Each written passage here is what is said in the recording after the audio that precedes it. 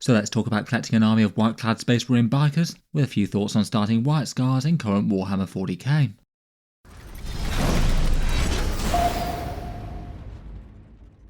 Hello and welcome back to Auspex Tactics, where today we're talking White Scars, and in this video I thought we'd do a general overview of starting the army, a few ideas as to why you might want to start this particular chapter of Space Marines, some thoughts on getting models together, a look at some of the biker units, rules, plus their Stormlance task force, and some ideas for expanding a Space Marine army in general. Starting out, why might you want to collect White Scars in the first place? The White Scars are the 5th Legion of Space Marines, the sons of Primarch Jagatai Khan, whose story started on Chagoris, where he basically led the warring tribes of the steppe in a great conquest of the oppressive people of the city dwellers, avenging the great wrongs and atrocities done to them in days past. When the Emperor of Mankind reached Chagoris, the great Khan realised his purpose in life could be so much more, his mission moving to fighting for all of mankind. The White Scars take many of their culture and traditions of their rather nomadic and tribal origins, and are basically an army of space Mongols in Warhammer 40k, favouring mounted warfare, though instead of great beasts they ride bikes, and are masters of the hit and run strike, moving incredibly fast, hitting very hard, and moving away before the enemy can hit back, only to wheel and target something else anew. They tend to be fierce, brave and decisive as a chapter, have a good deal of practical common sense when warfare is concerned, and perhaps for their combat doctrine favouring melee a little bit more than range, though certainly do both. Typically they tend to use not so many things that move rather slowly, and eschew heavy weapons in terms of special weapons and assault stuff, and are perhaps particularly adverse to using dreadnoughts, though still might make use of them when there's absolutely no other choice. Miniature-wise, the White Scars are one of the core Codex chapters of Codex Space Marines, so they have access to the really big Space Marine range, which is about the biggest and most frequently updated out of the armies out there. For most of the core chapters, though, they don't have enormous amounts of theming to their individual chapter quite so much in Warhammer 40k. They basically have one unique character miniature in Corsaro Khan, and an upgrade sprue for some shoulder pads and things. You can also find some fun and themed characters and upgrade kits from the Horus Heresy range if you'd want as well, though. In battle they can make use of any of the standard Space Marine things though, standard intercessors to hold the battle line with their bolters, though as mentioned they do quite enjoy fighting as mounted warfare, Primaris Outriders with their fast moving hit and run chainsaw attacks perhaps being some of the best there. They can make use of the other Space Marine elite infantry such as these Blade Guard with their mastercrafted power swords, and use all of the mighty war machines such as the Repulsor that you can see there hovering in the background on its grav plates, this one all ready to deploy the Khan and the intercessors to the fight it seems. As mentioned, they've got a unique upgrade sprue, a whole bunch of shoulder pads, a few themed heads, and some interesting curved power swords there, plus some trophies that they seem to have taken from the slain as well. And here on the right is Corsaro Khan himself, really quite a nice looking miniature I think, as a Space Mongol general pretty much. His head-taking ways have claimed the skull of one enemy champion there, he's got a bird of prey perched on his falconer's glove there, and fights with Moonfang. It is perhaps a shame that they don't have a unique biker character to go with though. Otherwise, as mentioned, you can dig into the Horus Heresy range for a few more themed miniatures. There's a couple of Legion Praetors here on the left that could be quite good stand-ins for various ranks of Space Marine captains or lieutenants. There's a Stormseer Consul at the back there that could make quite a good Librarian stand-in. And they do have a couple of unique units such as these Ebon Keshik Terminators, all ready to guard the Khans against the attacks of the enemy. Finally, they do have a sculpt for Jagatai Khan for the Horus Heresy as well. Really quite a good sculpt for the Great Khan himself, fighting with a curved power saber. No rules for playing him in current Warhammer 40k, but you could perhaps use some proxy rules for Gilliman or the Lion or something maybe. Pricing wise, in general for Space Marines, if you're trying to get an army of 2,000 points on the board, they perhaps might be a little bit cheaper than most for Warhammer 40k, just generally because Space Marines have access to a whole bunch of discount deals and are usually fairly elite. Though they do have a vast amount of units, and if you're trying to pivot to what's absolutely top tier for them all the time, then it could get expensive. And for the White Scars in particular, if you go heavy on things like Outriders and ATVs and other mounted units like that, it might be a little bit more expensive than most, just as those don't really have a great amount of conversion for money spent into points on the board. Rules-wise, the White Scars rules are in Codex Space Marines. Classically, they're a really fast-moving and hard-hitting army, much as their lore would suggest. They have their own Stormlance task force, which is an assault-themed formation that gives your units advance and charge, and then usually has most of its other boosts available for mounted units, a fair bunch of stuff that can make Outriders a bit more scary, though it does often get pinched by the Space Wolves of the Dark Angels for their own mounted units. While bike-heavy Space Marine armies have been a thing in 40k's past, in general in 9th and 10th edition since the Primaris Outriders came out, they just haven't tended to be quite such a mainstay of 40k, mainly due to the standard bike profile struggling to deal with really tough stuff out there, even if the last update made them a fair bit scarier on the charge. We'll talk about the Stormlance later, but otherwise Corsaro Khan is a solid enough melee threat, leading a squad into battle with his +1 to wound. They get the boosted Oath of Moment that core codex chapters do, so a +1 to wound available from that as well, and that's just big damage against any one target. And of course they don't have to use the Stormlance task force, even if that's the one that's a bit more themed for them. You could play Gladius for a bit more balanced, or Vanguard for some sneaky tricks or something, or you could do something more out there and say proxy some Dark Angels Ravenwing units and just paint them all up as White Scars if you wanted a different sort of flavour of biker army. In general, power-wise at the moment, currently Core Codex Space Marines is doing really quite well, though currently it's Ultramarines that really have it best. They just have a bit more to offer than the other non-divergent chapters. For the most powerful detachments, Ironstorm, Gladius and Vanguard tend to do best. Stormlance is playable at least, though some people have managed to make that work in big tournaments. The bikes do generally tend to be used in a more supporting role as opposed to an absolute mainstay. In any case though, if you want a white-clad army that attacks with lightning fast speed and aggression, then maybe the White Scars might be for you. If you do choose to go with a chapter, the next step could be planning out an army. You could have a rough draft for an 1000 point or 2000 point army list, maybe using New Recruits, Battlescribe, or Games Workshop's own Warhammer 40k app if you've got the Codex code. There's definitely a massive amount of ways that you can collect Codex Space Marines. You could go for just a balanced army that's all around effective, or go with a strong theme. As mentioned, perhaps some of the more lore-focused units for the White Scars would be the Bikers. They are likely to want some Outriders in good numbers, maybe some Invader ATVs or Bike Chaplains to back them up as well. Storm Speeders could be a bit more relevant as spiritual successors to Land Speeders, perhaps some jump melee infantry like Jump Intercessors perhaps, or other infantry in transports, maybe things like Melee Blade Guard or Assault Intercessors, which potentially could run with Corsaro Khan. I feel like for most people it might be a bit more of a sensible idea to collect at least somewhat balanced though, and not just literally try and make an entire bike meme army work, though that is something that you can certainly do if you want to. I think I'm more aimed to have them as a strong element in the force, but not the only thing that you can play. Otherwise you could collect specifically for the current version of the Stormlance Task Force and take units that are going to be better in that. I guess that's usually going to be incentivising melee or bike type things. Or you could just build a balanced all-round Space Marine list for in-game effectiveness. Some objective grabbers, some primary damage dealers, and some mission plane type units to do your secondary objectives and things, and collect for a bit more in-game effectiveness. Perhaps slowly building to optimise towards one of the other Space Marine detachments. I certainly aim to have a bit of a balance of things though, usually at least somewhat of a mix of range and melee tends to make sense more so than going all in on one. And you want to plan for something that can be able to handle big tough enemy things like tanks and monsters. It's maybe a bit easy with Space Marines to fall into the trap where you don't have quite enough to deal with tough stuff and have loads of bolter equivalents or light skirmish melee profiles. Next up, early in the process it makes sense to paint up a test model. I'd probably go for an infantry model for this one, like an Intercessor or Assault Intercessor, though if you really want to start with an Outrider, it feels like the army that you could do so if you wanted. I'd probably just go with basic infantry myself though, just as it's a bit low stakes, and you can redo a bit easier if you don't like the paint job. All the Space Marine chapters have got plenty of talented people making painted tutorials here on YouTube to show you how they do them. If you're a bit unsure as to how to execute their white paint scheme, then you can pick one and follow along. I bear in mind that white armies do have a bit of a reputation for being more challenging to paint than most, as there's just not really all that much room for mistakes. I've painted a good number of white painted armies with my Garden Knights in the past. Generally I'd recommend going for a sort of brilliant white spray can, making sure that you get really good coverage in the priming sort of step of it, and then mainly the job being to shade in the recesses and apply all the other details. I feel like that takes a fair amount of the pain out of it, but there's definitely different ways to do things. You don't necessarily have to go for their white paint scheme though. You certainly could do a successor chapter scheme of your own if you wanted. It's a big galaxy with a whole bunch of Space Marine chapters out there after all. For shoulder details and decals, there's a few different ways that you can execute them. Their chapter symbol, as you can see on the top right, isn't the most practical one to freehand on if you want that, so either transfers or sculpted shoulder pads will probably be the way to go. As we saw, Games Workshop does have that upgrade kit for them, though in the 3D printing space there's really quite a lot of just generic sort of shoulder pad augmentation designs. A fair few of them could fit the White Scars. That definitely could be a more economical option to look into if you wanted. In any case, moving forward to talk about getting miniatures on the tabletop.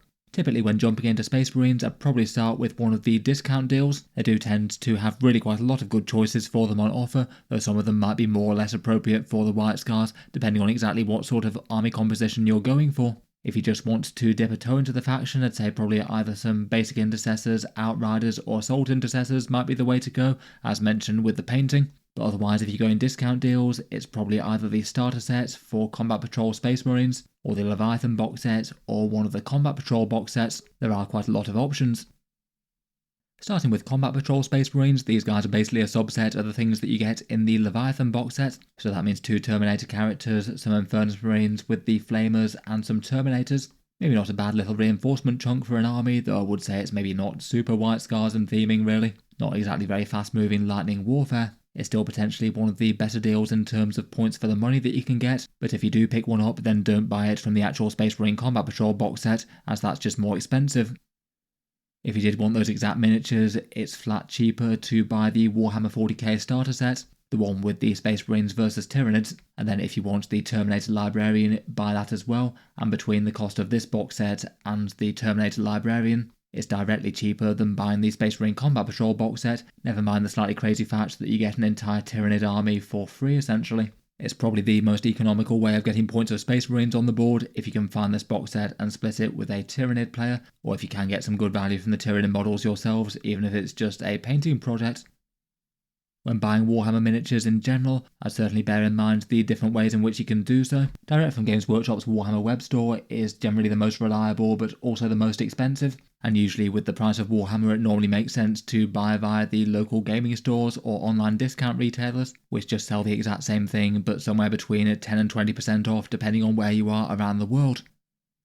I've got a bunch of affiliate discount retailers links down in the video description. Element Games in the UK for 15% off, Gap Games in Australia for 21% off, Fenris Workshop in Canada for 10%, Wargame Portal in the USA for 15%, and Tash and Geldeep for 16% in the EU. They all save a good amount of money versus buying direct from Games Workshop, and if you use those specific links in the video description, it helps to support Auspex Tactics a little bit as well. There are plenty of other great stores out there though. Just search Discount Warhammer with your country name, and things will normally come up if you're in one of the areas of the world where Games Workshop operates. Otherwise, certainly can be worth checking out the second-hand market. People are selling Space Marine armies all the time, and going for some pre-built used models can save a fair bit, and potentially even save you a bit of time and effort with putting them together as well, though it might depend on the quality of the paint job that you're intending to put on them. Finally, in current wargaming, it's always worth being aware of 3D printing and third-party manufacturers as well. A fair few different places have made their various different forms of not Space Marines. Some of those could be a cheaper way to get your hands on certain units, or even just some extra bodies to kit bash with some Games Workshop parts, or different themed aesthetic bits to give your army a bit more of a Space Mongol style theme. Finally, I'll just mention the Combat Patrol magazine as well. This one's a bit variable as to where it's rolling out around the world, but issue 20 of that was a chaplain on bike, which was a particularly valuable one. It might mean that in the places where that's shortly been, it might be a little bit cheaper on eBay after that, so that could be one potential way to get your hands on them a little cheaper. Otherwise, talking through the other Space Marine discount sets out there, the Leviathan box was the big box for 10th edition, basically a massively expanded version of the previous starter set. It was £150 with all the Tyranids, or $245. The Space Marine half also had some extra Space Marine characters with a Ballistus Dreadnought and some Stern Guard. And if you can manage to find the Space Marine box half for it for some semblance of its previous price, then that could be another really solid option, though likely with the prices people will be selling it at the moment, it won't be quite as good a deal as it was at the start of the edition. Otherwise, for Space Marine discount options, Combat Patrol Dark Angels isn't awful if you just want a batch of Space Marine Elite Infantry to start with. Maybe not the single most exciting box set in the world, but 10 Intercessors, which are pretty useful. Hellblasters, which are quite a nice starter unit, some Blade Guard that could go well with Corsaro Khan. Maybe the only bit of weirdness is the Gravis Captain, who's maybe a little bit awkwardly out of place here without a unit to join. The discount isn't huge on this one though, at only around about 20%. There's also the Vanguard Task Force with Eliminators, some Infiltrators and Suppressors. Again, a bit more sneaky Raven Guard more so than lightning fast White Scars, but could be another chunk of an army if you wanted to add some Scout and Reconnaissance style troops to your army. And finally we've got Combat Patrol Space Wolves, which has the Invictus Tactical Warsuit, and then Infiltrators and Reavers. The commander on this one might need a touch of conversion if you don't want him to look quite so Space Wolf though. I feel like most of those are kind of okay but not exactly perfect options for the White Scars. I'd say it's probably worth getting at least one of them just to bulk out the army a bit and speed your process towards a bigger fieldable force. So maybe pick the one that you think is most appealing out of them and then build out from there, and you'll have a small force on the go. Space Marines do have a few other past discount deals as well that could be relevant to the White Scars. They had the Christmas box set in the Spearhead Force. This one was very jump intercessor heavy with 3 units of 5 of those plus a captain, though it does have some bikers and an invader ATV at the back as well. This one really isn't terrible for Stormlance, presuming you're happy to go fairly jump pack heavy. And it wasn't exactly one of the most popular box sets at the time, so there's at least some chance you might find it at some semblance of its previous price. Finally, back in 9th edition, the White Scars also had their own army box set. This one had Corsaro Khan, a chaplain on bike, 6 Outriders and 2 ATVs, so if you wanted a bike core of the army, and you can find this for a pretty similar amount to its previous price, again that could be good, but this one has been out of production for a while. Taking a look at a few of their more themed datasheets though, and starting out with Corsaro Khan. In game he's 70 points and has a Space Marine Captain style profile. Moonfang gets 6 attacks at Strength 5, AP 2 and Damage 2 with devastating wounds and precision, so is quite good at taking the heads of enemy champions. And when he's leading a unit, their ranged weapons get the Assault keyword, and when he charges into combat, all the unit's melee weapons get the Lance ability. So that means that you could have a particularly hard-hitting squad of, say, Assault Intercessors or Blade Guard. +1 to wound really helps out the sort of mid-strength or lower strength profiles. I think for 70 points he's a pretty reasonable leader, though maybe not super crazy standout in the big ranks of Space Marines in general. He could be combined with a Primaris Lieutenant perhaps to lead a squad of Blade Guard, or the wound rerolls that Assault Intercessors can get for him could be extra nice to give him a lot more chance of getting some devastating wounds if he's scrapping with something tough. For the bike style units, the standard Outriders got a lot more interesting recently. Outriders are fairly tough and chunky Space Marine bikers with 4 wounds at toughness 5 and OC 2, not too bad defense for 80 points. They move pretty fast with 12 inches, but given that they're mounted, they'll have to move around terrain, which can be a big downside versus, say, jump intercessors. And for their weapons, they get some twin bolt guns at range, and then 4 attacks with Astartes chainswords in melee. The big boost that they got recently was that when they're on the charge, they get strength 5 and damage 2 on their attacks, and the +1 strength and +1 damage also confers to attached characters too. And that has been quite a good development for them, just not to be able to hurt only light infantry, but at least be able to take out some standard sized Space Marines as well. And that's not too bad for a fairly fast and sacrificial fast attack style unit. If you do want to make them a bit more of a core of the force though, then there's the Chaplain on bike who can do that. He's 75 points and it isn't really too bad for his stat line. He adds a bunch more quality melee that, as mentioned, will be damage 3 on the charge with the Outriders. He gives them +1 to wound, which makes them a lot more general purpose and makes their boltified devastating wounds, so again they'll chip off a bit more reliable damage there with the twin links. With him in a squad of 6 Outriders, that's a fairly pricey unit, but both quite a tough one and one that should comfortably delete more normal size enemy squads out there. It's perhaps best if you've got some good stratagems to be able to use on it, or other buffs from elsewhere though. Invader ATVs are really cheap at 60 points and maybe most commonly used as cheap Space Marine sacrificial units, as they don't really get that much that's quite this cheap or moves this fast. Both the Multi-Melter and the Onslaught Gatling Cannon are fine enough. I'd probably go with the Multi-Melter myself, and they also get a Returns Fire type special rule that could occasionally surprise the enemy, but for the most part I'd use these as cheap outlying sacrificial units that can move on to objectives and do actions and things and then force the enemy to deal with them, and they usually have to commit at least something that's fairly dangerous to guarantee killing them, as they do get quite a lot of wounds with 8 wounds at toughness 5. Finally, 1-1 fast attack style units, there's the Primaris Storm Speeders as well. Again, they move nice and quickly and have some close range fire support. This one's the Thunderstrike with some pretty accurate missiles and las talons, plus a rocket pod. The Storm Speeders are maybe in a bit of an awkward place though, where they're generally better if you've got, say, other ranged units to buff in a big way. The Thunderstrike can give you a +1 to wound against vehicles, and the Hammer Strike ignores cover, and it's usually for handing out those buffs as the main way that they get used, and the damage that they do just being a bit of a bonus really. They're a bit more useful if you've got some serious ranged firepower to make better. Otherwise, outside of the more iconic units, there's a whole bunch of Space Marine stuff that's really quite viable right now. After several waves of points changes, Games Workshop have made the vast majority of things in the Codex pretty playable, and certainly at a casual level, though perhaps there are a few things that might be kind of notable for newer players. I usually tend to recommend Hellblasters as being quite a nice unit for newer players. They get you a lot of points on the board for how much money they cost for the 10-man Marine squad, and they're fairly easy to use with general purpose damage output, and you also get the reward of them getting shot down and firing when they die, so you even get a consolation prize if you do get them all killed. That extra bit of firepower can be big in the enemy turn as well to destroy things that haven't attacked yet. Terminators in general are also a good conversion of Space Marine money into points on the board. Maybe not so very massively white scars, though they do use them, but not a bad way to expand an army, and the recent 10th edition sculpts for them were well received. Otherwise, beyond Outriders and ATVs, Space Marines are rather overloaded with a whole bunch of good support units. Scouts are nice to infiltrate into the mid-board and then can potentially fade away and do secondary objectives and things later in the game. Jump Intercessors can deep strike and do secondary objectives, and are quite nice in Stormlance Task Force for advance and charge. And Infiltrators can be nice to have in small numbers, often deployed on the home field with their deep strike denial rule at 12 inches, stopping the enemy from coming down anywhere near and sneaking away with your home point.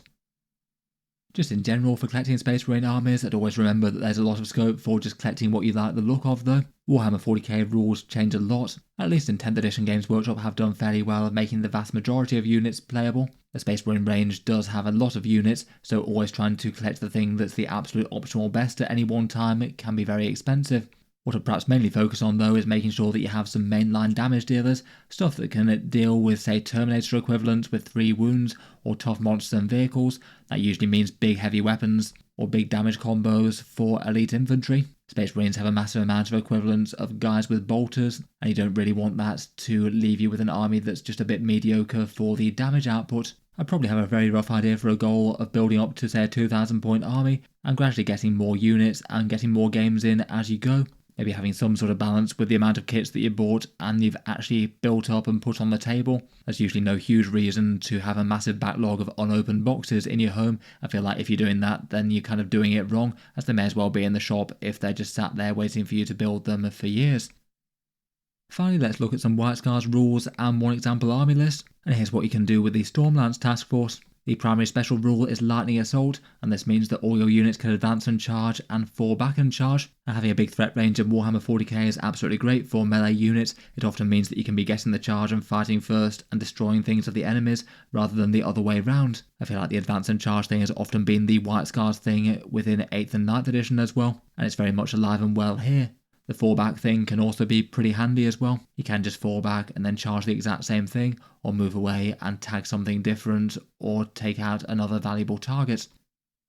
For the stratagems, they've got All Reliable Armour of Contempt, worsening the AP by 1 when your unit's selected by a target of an attack, always pretty good against any one big shooting threat or melee threat.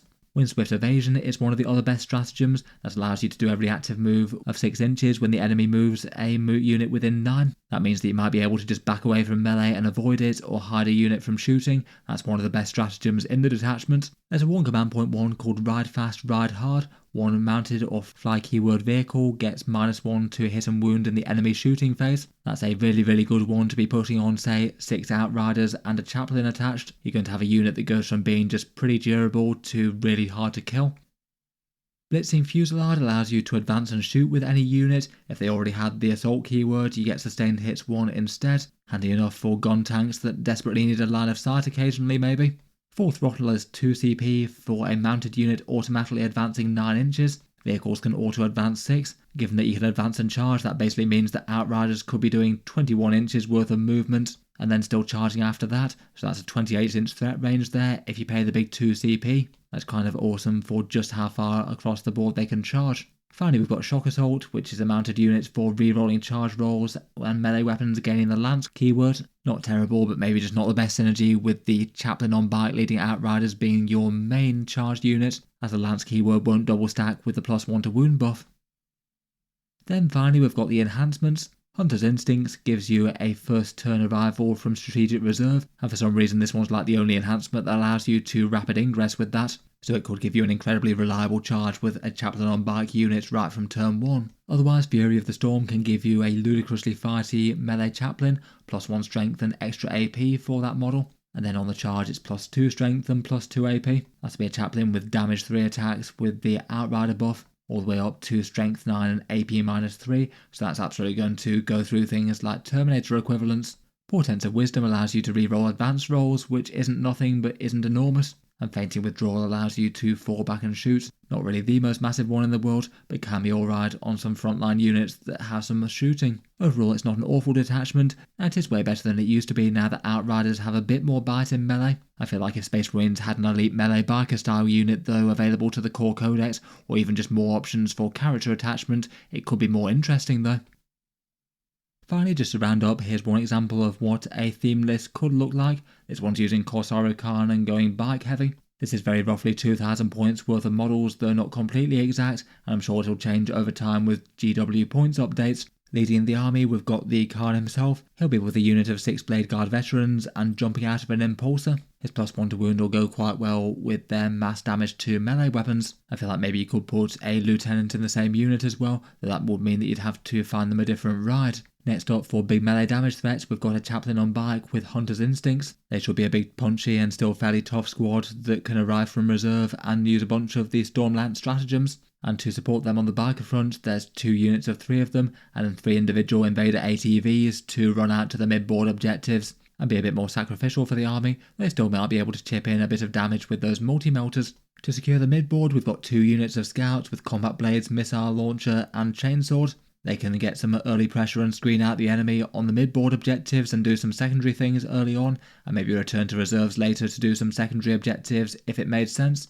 There's a unit of 5 infiltrators to camp on the home field, a unit of 5 incursors to move up and potentially mark some things for +1 to hit, maybe the best recipient of that being the Land Raider with its las cannons, and hopefully getting some accurate fire on its target with that. In the Land Raider, I've put a trio of Assault Centurions as just a cheap and very deadly cargo that can use its speed to get where it needs to be. Perhaps not exactly the most White Scars choice in the world though, you could swap those out for something else if you wanted.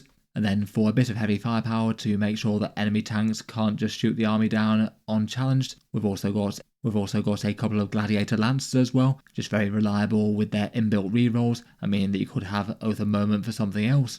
Hopefully it should be a good enough balance of some themed units, a whole bunch of things to score objectives, and it should be quite strong on secondaries for most of the game with all those small units running around. A couple of big melee punches and some heavy hitting anti-tank to back the list up. Look forward to hearing your thoughts down in the comments below though. How have you White Scars generals been finding 10th edition so far? Any other tips for new players? Looking forward to hearing all your thoughts and ideas down in the comments. If you've enjoyed the video, then feel free to subscribe to Auspex Tactics. I'll certainly keep the regular 40k videos coming with new ones out just about every day. Finally, if you have been enjoying all the videos on the channel, I would just like to mention that Auspex Tactics does have a Patreon page as well, and you can find that links down in the video description if you'd like to help support and keep these coming. Channel patrons do get a fair few advantages, seeing certain videos early, regular votes to see what sort of things come next on the channel, and automatic entry into the regular prize giveaways with a chance to win some big model kits each month. If any of that sounds good to you or you'd just like to help support, the link is down in the video description. In any case, a massive thank you for listening, and I'll hope to see you guys next time.